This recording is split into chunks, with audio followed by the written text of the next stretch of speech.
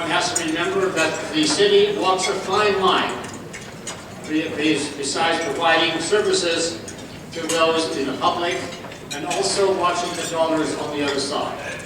And of course, gas and oil is very much part of our whole operation here in Medicine Hat. Again, let us not dwell on that. Stay positive. Remember, I'm a recession baby. Some of you are way too young to remember what the 1930s were. But we've gone through, we tightened our belt, we remained positive, and we came through. And that's why it's always good to hear a mayor who is positive. And that, ladies and gentlemen, is Worship Mayor Ted Flexton.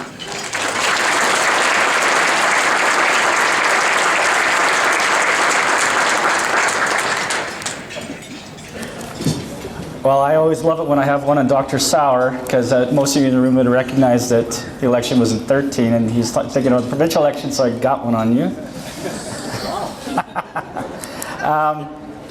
I want to thank everybody for coming. I'm always worried that, first of all, that nobody is going to show up for this event, and then I worry that even more so that we're going to have a packed house. But anyway, it was great to meet all of you at the front door. I recognize so many of you. I see you at all the events. You're all community leaders in some way or the other, and you know, it's just so great to see you out time and time after again, and you listen to me speak. I'm trying to change it up each year, but I also have to, you know, keep telling the same story over and over and trying to get the word out. I also brought my sons today because I want them to see what I do, and I kind of brought them for moral support. And what's the first thing my oldest son says to me is, "Dad, your shirt doesn't match your suit." So right now he's messing in my kitchen. For the speech today, I'm going to attempt to quickly go over Council's 6 priorities, because that's our focus, and talk about 2015 and how we met some of those 6 priorities that were set out by Council at the beginning of this term. Some of that, perhaps my previous speeches have been a little bit more of a brag session about how great things are, all the capital construction. I'm going to try to tone it down a little bit today, perhaps, and talk about some of the fiscal realities that we're facing, and also dispel some myths. And I'm also going to talk about benchmarking. It's something the city that is doing and compares us to other communities and on a hopefully a level playing field. So it may be a little different, but you're going to see a lot of the same things you've seen if you've ever listened to me speak before.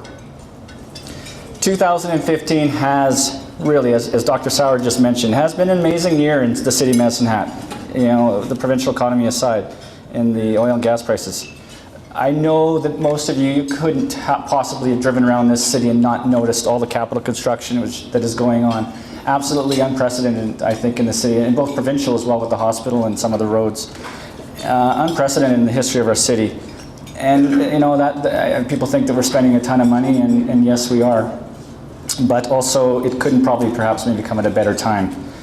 But as always, Medicine Hat is, and I've been here, and I'm amazed. I think of myself as still young, but most of the people I meet nowadays, I've been in Medicine Hat longer than just about anybody I ever meet anymore. And I've been here a long time, and I've seen things come and go in this province. And I remember the National Energy Program, just like many of you do. And Medicine Hat always gets through. We're counter-cyclical. It's happened before, and I believe it's happening now, and it's going to happen again in the future. As well, we all know that we're a resilient and strong community, and we have some very great stabilizing factors in this community. I'm sitting with 2 of them right here today at the Canadian base. I need to mention the base more often. It is a stabilizing force in our economy, and of course we know the British have decided to stay for quite some time, as well as our major industrial manufacturers. They're still here. They're not going anywhere as far as I know. And not only that, since 2008, we actually had one come back. And most communities would be thrilled. I mean, Methanex wasn't here when I was first elected, and it is back. So we have a lot of positives. And so I always try to focus on the positives, and maybe that's my job. So I am going to start with my usual slideshow. And I can't wait to get this started so I can get my picture of myself off of here. It was embarrassing seeing all 4 of them up there. So one of the first council priorities is economic development, and I think you've heard me talk about this, and our downtown. I'm sorry, I'm going to keep talking about our downtown. I've been here long enough to remember when our downtown declined every year. Every year after year after year, the downtown seemed to get worse as the Southview Mall opened and then the Medicine Hat Mall. And for the first time in 2, 3, 4 years, each year the downtown seems to be slightly better than the year before, and that's that curve is finally turned around. And I'm going to credit some of the past council and this council for their vision to invest in the downtown incentive program. It's fully subscribed, and I want to encourage people, any businesses. We just put another $200,000 in for 16, and if it isn't already oversubscribed, which I think it is, please try to get in. This is just an example. This is the beverage building, I think, and if you get a chance, and so is the Hutchins and Sharp as well as on there, Sweet Caporal. If you honestly, if you live in the south, you don't get a chance to get downtown, walk, see these buildings. They're unbelievable what's going on inside. Of course, you know about the downtown. We did the revitalization of the 500 block, and we of course ran into some trouble there with our contractor. I must stress that the Municipal Government Act is very, very strict. We must take the lowest bid meeting spec. I have no choice, and you don't want me to have choice, frankly. You don't want us to pick a local contractor over somebody else's lowest bid, because then you think there's collusion or somebody's being bought. We were on top of this. I know there's people who think that we just let this slide and we're watching this not get finished, but trust me, we had our supervising engineers on top of this every day. You must realize that, of course, there must be some sort of legal ramifications to all these things, and I obviously can't talk about all of that. As well, I just talked to our engineers. We will be proceeding, hopefully, with the 400 block, which was supposed to be done this year, starting right away in the spring on the 400 block of 2nd Street. This council canceled the Economic Development Alliance contract, I think early in 15 or late 14.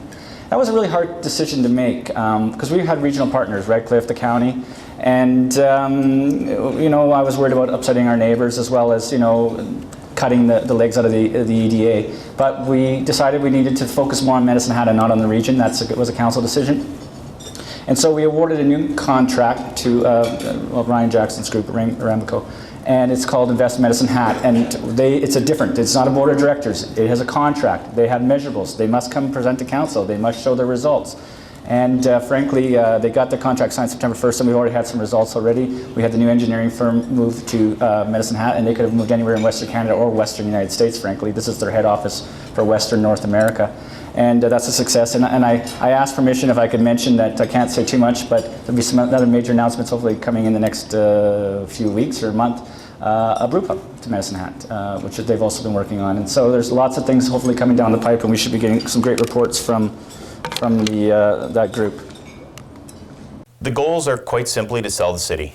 It's important for us to speak to business owners both in the city and outside of the city.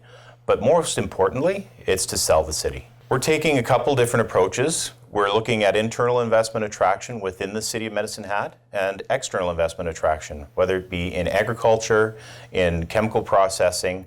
We're looking at opportunities that we can leverage our strengths in order to build for the future. There are a lot of good reasons, too many to mention here, but I can tell you that the first thing is a quality of life. We hear that from a lot of people that have come to visit our city already. The second is obviously the cost of doing business here is lower than other Tier 1 municipalities. So we have that going for us as well. Thanks, Ryan. Ryan's here today. We opened the expansion of the regional airport. Most communities, this would be huge news. It seems to have almost been forgotten, but I just want to assure everybody that we are still in talks with Air Canada, WestJet, Sunwing, and some other major airlines, and we hope to take advantage of our new airport, perhaps, maybe not this year, but maybe in the future. We did a river recreational study. We got the reports earlier this year. There's some exciting things in there about what we can do over the next 20 years if we have some money perhaps coming, if our energy dividends kick in again, about campgrounds, parks, pedestrian bridges, boat launches, those kinds of things. So we kind of got a plan. We're going to start slowly implementing it over time. 603 First Street, you had the survey on your table today. This is one of the big decisions council will be making very, very in the short term in this year, whether to go, no go. I wanted some of your feedback. I appreciate what this group has to say. I consider you to be an informed and educated group, and hopefully we'll have those results at the end. I want to stress that the city is not building this. The city is intending to incent this building off the ground and get it going, and partnering with a private sector construction firm. We hope to perhaps front, if we do this, by about $6 million. It's about a $30 to $40 million project if we can get it off the ground. I even had some people already come up to me today and say, don't do that, do that, don't do that, do that. Infrastructure and amenities, I got enough enemies, is number 2 priority. Of course, you've seen the construction of the berms. Unbelievable what's going on in Medicine Hat. We are so far ahead of the other municipalities. And I'm very, very proud of this council stands unanimous on this. We know event centers are fun, leisure centers are great, but our number 1 priority is still the safety of the citizens and making sure that that their houses aren't wiped out. And we are very happy about, well, we're happy with the progress. We actually just had the Minister of Environment down here on Friday, and her first words were, "Wow, are you guys ever ahead of the curve?" As a Mavericks owner, I was personally affected, hundreds of homeowners. It wasn't just the fact that the berms were going to be built, it was every summer knowing that there was always that risk in June until they were built. Specifically to the berm, for us, experiencing that 2013 berm, it was mid-season. We had to pack up, move out of Athletic Park, and I know that if the berm wasn't here now, we probably couldn't survive that again. So, it comes back to leadership, it comes back to supporting not only the businesses but the community members in that, not just physically protecting us, but reducing the anxiety and the fear and everything else that happened from the trauma of those events. Thanks, Greg. The deep utilities. This is also something we did downtown. This isn't sexy, but it's something we have to do, and this council's committed to it as well. You can't develop, your downtown can't redevelop if you can't even get, your pipes are so corroded that you can't get water to the second story of your building. And so we've got, of course, part of the beautification of the downtown and the streetscape is also the deep utilities. New road open to Box Springs and the Event Center. These things aren't cheap, but we had to do this as part of our infrastructure and amenities. Some of you may not even notice this project. It was quite a massive project, basically building a storm sewer from River Heights School all the way down to the river through Chinook subdivision. A couple $2.2 million, and there was a huge sinkhole. When you don't look after your infrastructure, things start to happen. And in that school playground, there was a massive sinkhole, and could have been very harmful. But these are just some of the things that we did this year.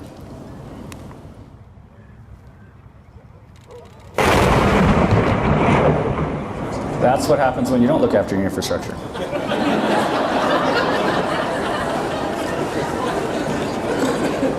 So, that bridge, as most of you know, have ever been to Saskatoon, is about the same age as the Finley Bridge. It's 1 year older. Very similar bridges, similar steel span structure. As any of you have been on the Finley Bridge lately, it is beautiful. It is sound. It is structurally stable. It is well lit with LED lights. That's called reinvesting in your infrastructure. Saskatoon, I think this bridge has been closed since 2010. What a shame. What a disaster not to just spend a little bit of money on maintenance. Instead, you let it go so far, you budget cut or you don't reinvest in your infrastructure, and you end up having to knock down something like that, a bridge built in 1907. Frankly, and you hear some of the cheers and laughter, or like the cheers when that bridge comes down. That's not something to cheer. That is a community that didn't look after their infrastructure. And I would be ashamed if I was standing on River Road and we did the exact same thing to Finley Bridge. And so previous councils, we've invested $8 million in Finley Bridge in 2008. And people, why are you doing that? Why are you spending money on an old bridge? What do you think it's going to cost to rebuild that one to make it look like? Because that's their plan, is to make it look just like the bridge that they just blew up. So you've got to look after your infrastructure, and that's what we're doing. I'd have to leave. If that happened in Medicine Hat, I'd leave town as the mayor. So if you want to get rid of me, blow up the bridge.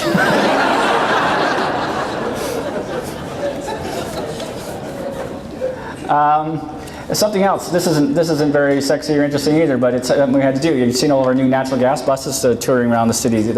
Everybody is coming from North America. People come to see them. Our environment minister, we drove her around on them on Friday. But of course, it's not just the buses. It's the infrastructure that goes with the buses. We needed new garages. Of course, natural gas floats. Diesel drops to the ground. You have to have doors that open automatically to detect natural gas. You have to have fans that come on.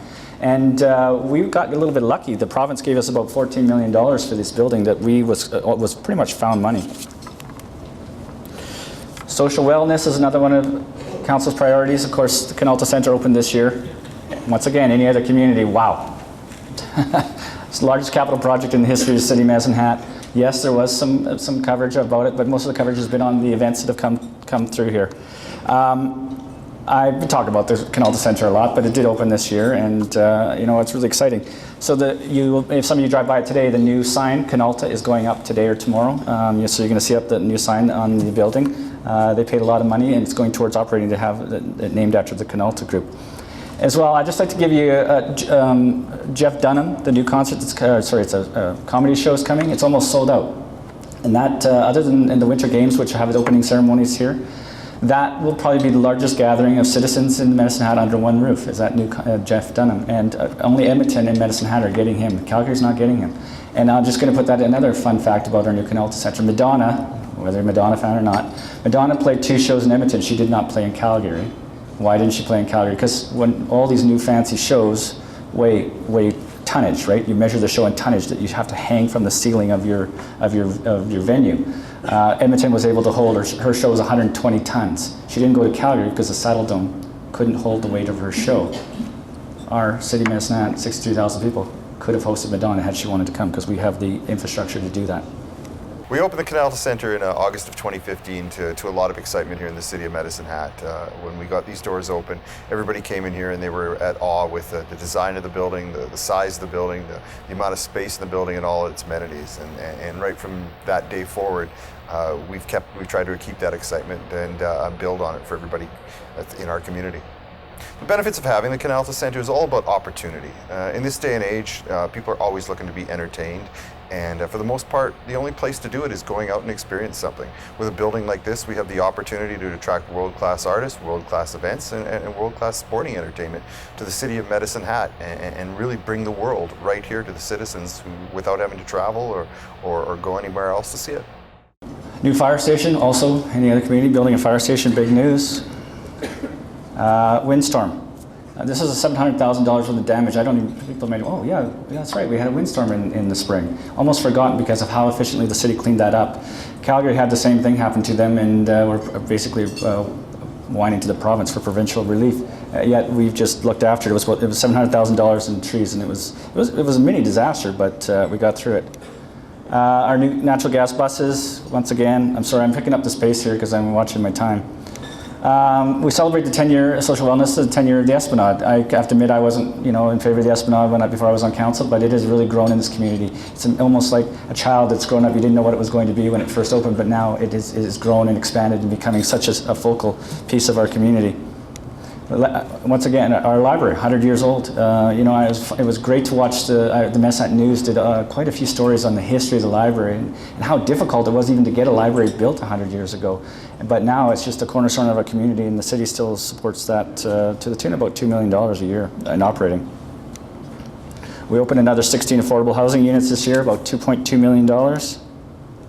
And as well, we have a great heritage committee that is protecting all of our residents in our downtown, and we're sticking plaques on a lot of our buildings. And these two, there's statements of significance and historical statements of significance. And this committee, if you ever want, is just talk to Malcolm Sissons or Barry or anybody. What they're doing is just amazing in preserving our history so that we don't knock down some of our great buildings. And these were just 2 that were protected this year alone. We built a new park in Southlands. Probably almost went unnoticed, but it's a beautiful new park. It's a green LEED rated certified park, and we just opened that in the new Southland subdivision. Senior Center, so this has attracted a lot of attention. I even put it as one of the questions today. What should we spend on the new Senior Center? I think most of you are aware that originally there was a $20 million proposal on Primrose Drive. And we've bounced around locations a little bit. Kind of some of the mistakes we should have perhaps learned when I was doing the event center location debate. However, we have settled on the former Viner Center. I think that there's a lot of confidence in that site now that you can see the berm goes right behind it. I think there was a little bit of skepticism. Yeah, the council said they were going to build a berm, but are they really going to do it? Well, we did. And so you are going to be hearing from this council at a very short time some budget numbers and hopefully go forward on the senior center. We opened a new north-south route for our buses, bypasses downtown so you can get from the event center or to the mall on a direct route back and forth. Image and profile. Of course, we announced our new logo this year, Sunshine State of Mind. I think it's been met with quite a bit of success and recognition already. Some people make fun of it, but Jace has really been promoting it up at the Visitor Information Center. And it's to get the word outside of Medicine Hat. We're still the gas city. I've been saying this over and over. We are the gas city corporately, internally, but externally we are the Medicine Hat, the Sunshine State of Mind.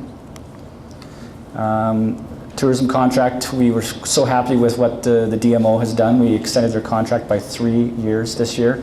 They have, of course, it's somewhat like the economic development contract. They have measurables, they have to keep track. They're seeing increased tourists, especially in the United States. I think we had 38 states represented through the tourist center. And it's funny, some of the states you wouldn't expect, like Texas, Florida, California, had higher rates of coming through Medicine Hat than Montana. And I was, well, why is that? Well, a lot of people still want to see the Alaska and drive the Alaska Highway, and they're coming up through this way. And of course, we all know what's going on with the Canadian dollar. It's important for the city to invest in tourism to ensure that Medicine Hat is in fact on the map. Vertical alignment is huge. Travel Alberta, Canadian Badlands, these are fantastic organizations that are promoting our region, and we need to be at the table with them, ensuring that when they're talking about Southeast Alberta, they're talking about Medicine Hat. And when they're talking about Medicine Hat, they're talking about what we want to talk about, which is critical to who we are as a community. We are focused intentionally on making compelling and strategic invitations to our regional neighbors to ensure that they come to Medicine Hat, and that Medicine Hat is top of mind when they're exploring where to spend their vacation and their leisure time. We had at the trade show, we just had people say my Medicine Hat is and write down different things, river fishing, sunshine, Echodale Park. We had that displayed at City Hall, and it's just great how so many people got involved with that. We're getting some recognition, Venture Magazine, some other magazines. Venture Magazine did a 7-page article in their July issue, if I remember correctly, about our downtown revitalization and our energy sector and our green energy and all the things that are going on here. And I don't know if some of you saw that, but it seemed to get missed. But I mean, they were just raving about our community and came down here and did the launch of that issue right here at Paradise Valley Golf Course. I keep saying it, I'll say it probably as long as I'm here. I just got reelected in 2015, so I'm going to be here for 4 more years. But utilities, once again, you can see combined taxes and utilities, and this is a Calgary survey. We didn't do this, this is Calgary did this. We, of course, are the lowest, again, although I can't seem to get that word out no matter what I try. So I thought, you know what, I always compare Medicine Hat to other communities, Red Deer, Lethbridge, Winnipeg, whatever. Why don't I compare Medicine Hat to the gold standard, which is Medicine Hat? So what I did is I had the staff go back to 2008, and if most people in this room probably think the utility bill is higher now than it was in 08, and it's not. It's lower now than it was in 08. And in 08, I chose 08 for a couple of reasons. I was first elected, and second of all, it's when we went to commodity-based pricing, or the average of the other commodities in the province. And you can see in December of 08, which I tried to take the most recent, the average house, the 1,500 square foot bungalow, had a utility bill of $266, and this December it was $230, down $35. Why? Commodity prices. Yes, we linked it to commodity. But I never hear the end of how all I'm doing, and since I've been mayor, and since this council, is we're spending money and raising utilities. Not true. And then we took the whole year average of 2008, 252 in 08. This year, 237 was the average bill on that same bungalow, down $14. Your rates are lower today than they were in 08. I hope you can, each one of you, tell 10 people and dispel that myth so my social media can light down. Fiscal management. So today I tried to get through that very quickly. Maybe I hope I wasn't pushing too hard. This council is trying to sensitize, and you're all aware in this room that of course commodity prices are down, both gas, electricity, and oil. And so I'm just trying to show some things. This is the city's reserves. The city is not bankrupt. The city does not run deficits. The city runs, ever since I've been in council and the previous councils, run surpluses. I'll repeat that. The city of Medicine Hat runs operational surpluses every year or break even. This will be our reserves at the end of 16. We will still have $300 million plus a bunch of other dedicated reserves that we can't touch, but $300 million worth of reserves. Calgary was just boasting. Calgary hit $1 billion worth of reserves. Whoopee. If they were Medicine Hat, they'd have almost 10 billion on a per capita basis. So they are way behind us.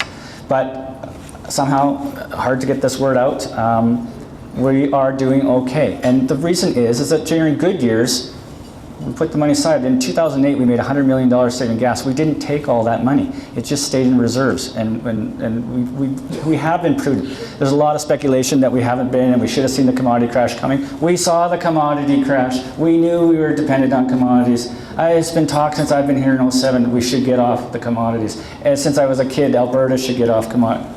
We know. Sorry.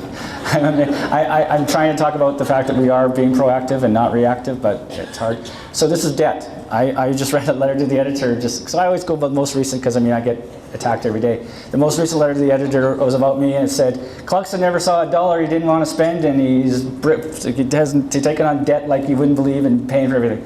So when I got in here in 08, our debt was about $30 million. It's $30 million again today. That's tax-supported municipal debt. So wait a second. I saw berms constructed, I saw a new event center for $75 million, I saw a fire station, I saw a police station, I saw all this construction going on. But yet the debt didn't change because we have reserves. We paid cash for these assets. We are the envy of North America. We pay cash for our assets. So we had built up. So we've just turned a bank account balance into capital assets. The debt hasn't really changed. Now I have to qualify this because my finance department will lose their mind. I have not included the $10 million debt on the event center. And why have I not included that? Because this is municipal supported debt, this is tax supported debt. The $10 million debenture on the event center is facility fee supported. So it's supported by Redcliffe residents who pay their facility fee, or Calgarians who are going to come see the Jeff Dunham, and our local citizens. So it's a choice to pay the facility fee if you go to the event center. It is not a tax burden. The city of Medicine Hat has about $110 million operating, that's our what it costs to run the city per year. You'll notice the numbers don't add to 110 million because amortization is not cash. But you see, our number one cost is wages, and that's what we struggle with. And we are, we're always we are a service provider. We are in the business of public service. You'll also see, which I think is very unique, and some people might not realize, that only 58% of the operating budget of the city of Medicine Hat comes from property taxes.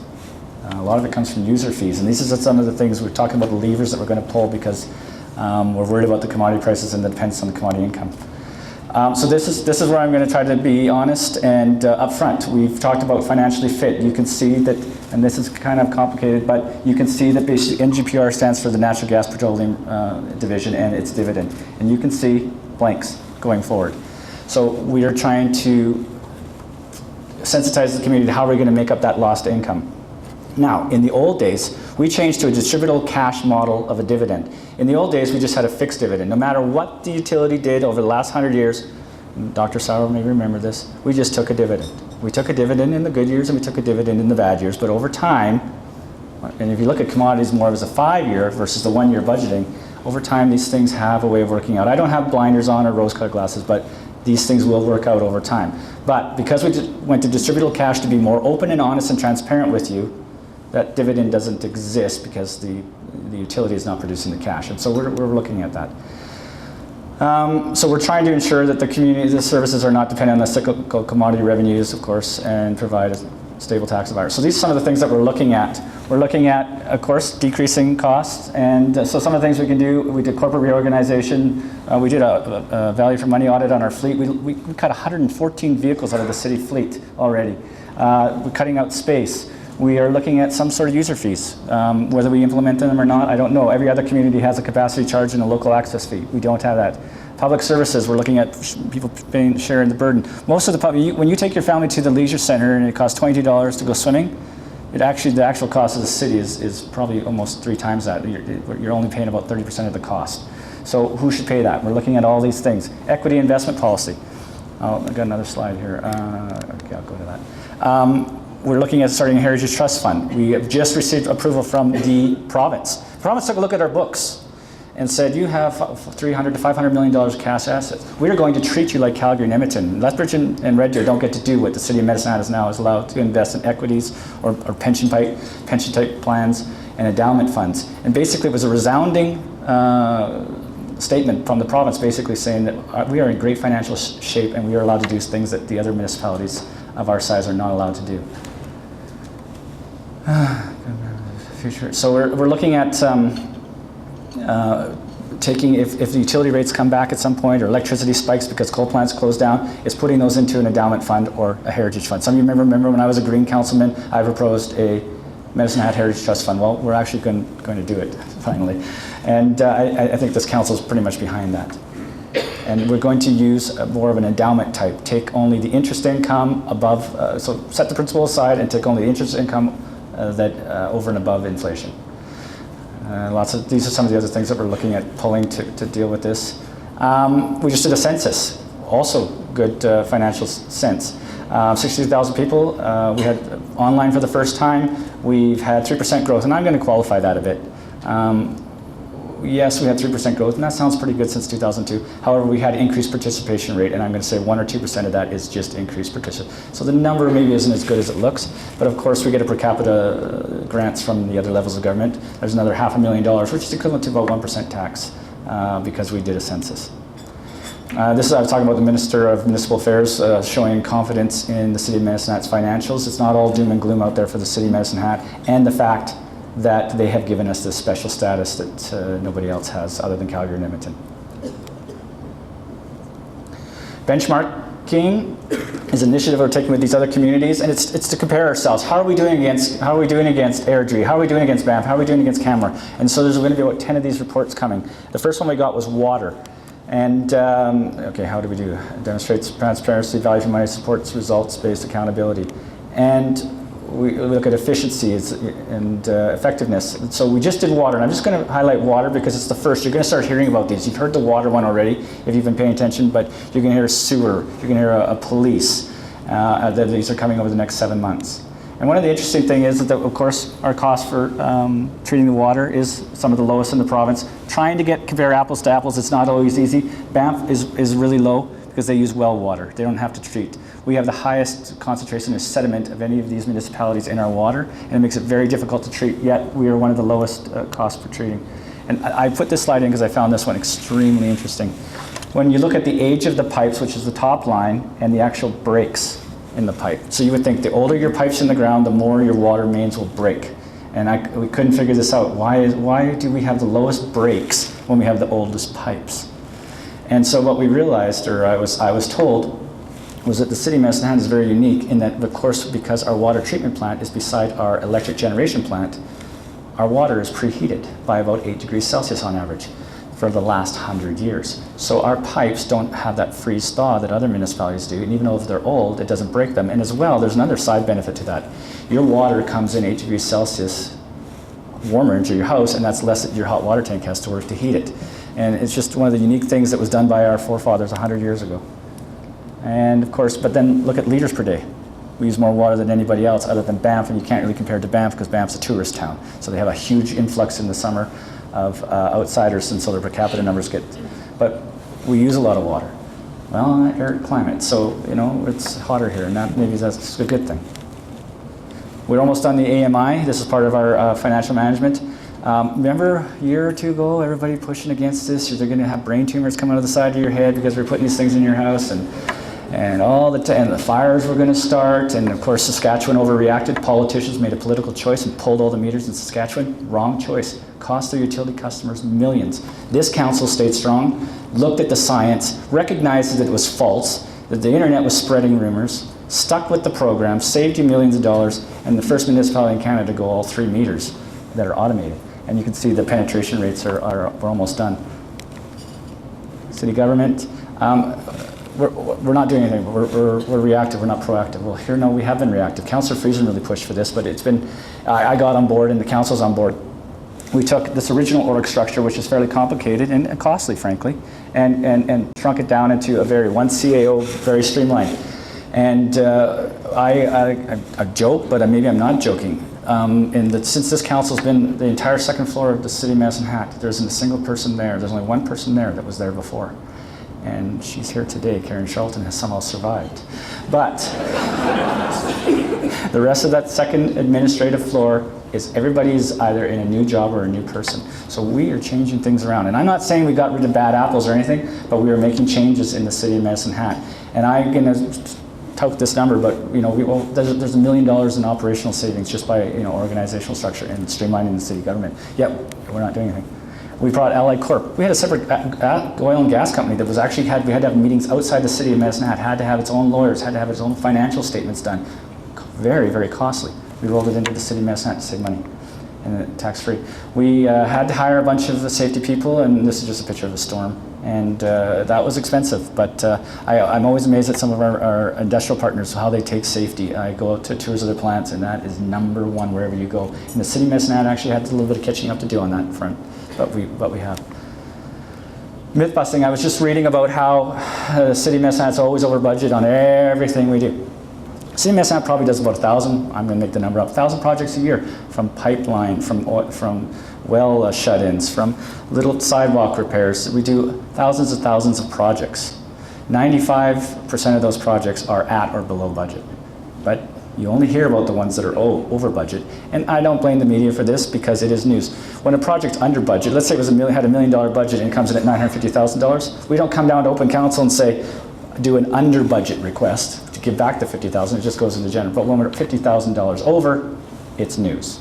And so we have to, it always seems like the city, it always seems like your utility rates are going up when they're not, and it always seems like the city's over budget. So abandonment costs, these are the most recent, abandonment costs went up $50,000. Well, that's because we increased the number of wells we were abandoning, and they changed, the federal and the provincial governments changed the scope and how we do it. Out of the fire department land was a bit of a mistake, but then again, we wanted to be transparent because the $750,000 we paid for the land is the equivalent to what we're going to be selling, hopefully, Maple Avenue Fire Station for, $750,000. So in some ways, it's a wash. By the way, if anybody wants to buy Maple Avenue Fire Station, it's going for sale soon. The Firehouse Brew Pub. City projects aren't well managed. I was just talking about Finley Bridge, we were just hearing how it's sidewalk. No, that's part of our asset management. We do the sidewalks every 5-6 years. And it's just regular stuff. And of course, we're not blowing our Finley Bridge up. The Pound building. Well, the original contract for the Pound had $10,000 per month for a pound to pay for the space. Well, it was a heck of a lot cheaper just to buy the building for $400,000. The mortgage payment is, well, we don't have to pay the mortgage, but it's way, way cheaper than $10,000 a month lease. And of course, the city's going bankrupt with $300 million of reserves and an operational surplus. The best time to plant a tree was 20 years ago, the second best time. So yeah, you've all seen this proverb. If you haven't, here it is today. I'm going to say that this council, and I'm going to brag now a little bit, is making some decisions for the future. Should we have built berms 20 years ago in '95 after the flood? Yep. Should we have perhaps gotten off commodity income 20, 30, 40 years? Yep. Should we have done, perhaps invested in the new event center 10, 20 years? Yep. I'm not blaming my forefathers in any way, but now we're doing the things. And if you think we're spending a lot of money, we are, but it's okay. We are okay, and I'm trying to show you that the City of Medicine Hat is going to be okay. We are going to make this through this just like we have for the last 100 years. That is the end of the formal. So 2015 was an amazing year of accomplishments. Am I okay? Time-wise? Am I?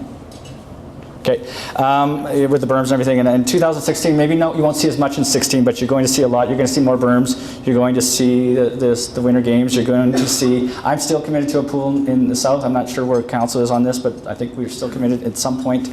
And you know, I just want to talk about my council briefly here because I always feel guilty standing up here when like I did these things and I didn't. Our forefathers, this is previous councils, this is my present council, and so I just want to congratulate all of council and Councillor Cox. You know, has shown some great strengths and he's got experience and he's on the Energy Commission and Energy Utilities Division now. And he inherited the sage grouse, and he inherited the solar thermal power plant, and he inherited commodity income. And never once did he say to me, what were you guys thinking in the previous term? He's taken and he's gone with these and been very stoic and strong. Councillor Dumanowski, of course, we all know has been an advocate for the berms.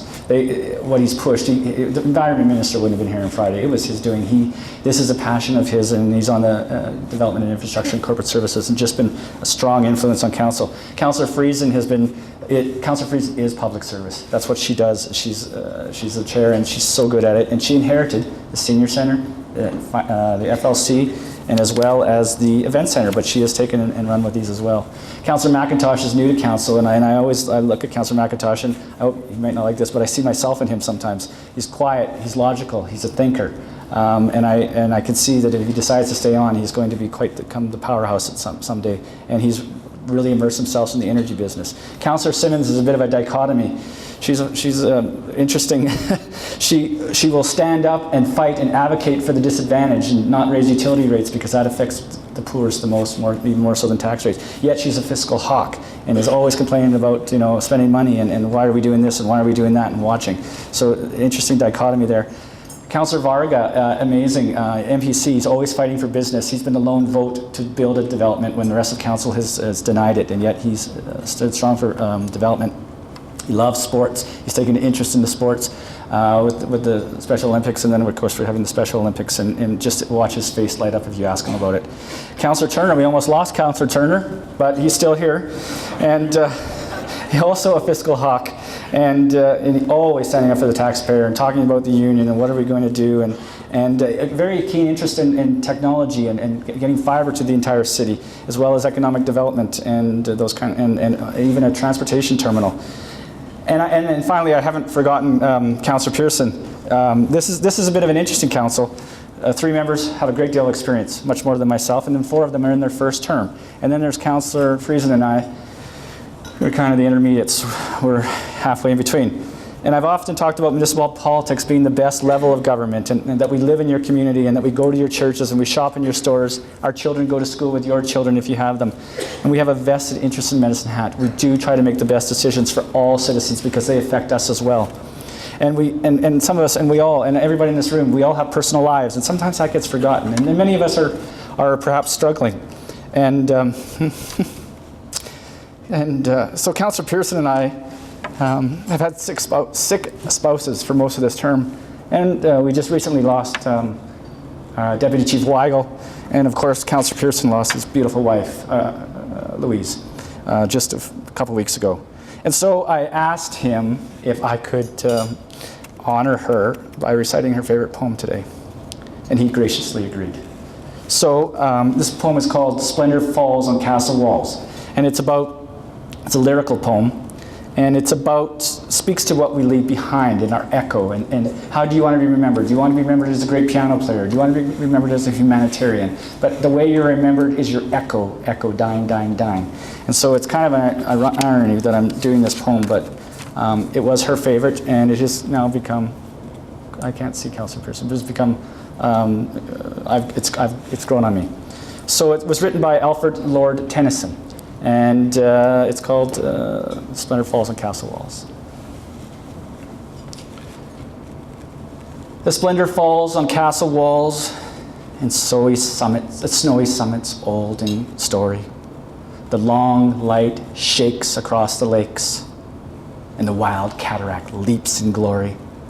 Blow, bugle, blow, set the wild echoes flying. Blow, bugle, answer, echoes dying. Dying, dying. Oh, hark, oh, hear, how thin and clear, and thinner, clearer, farther going. Oh, sweet and far from cliff and scar, the horns of elfin faintly blowing. Blow, let us hear the purple glens replying. Blow, bugle, answer, echoes, dying, dying, dying. Oh, love, they die in yon rich sky. They faint on hill or field or river. Our echoes roll from soul to soul and grow forever and forever. Blow, bugle, blow. Set the wild echoes flying, and answer, echoes, answer. Dying, dying, dying. Thank you.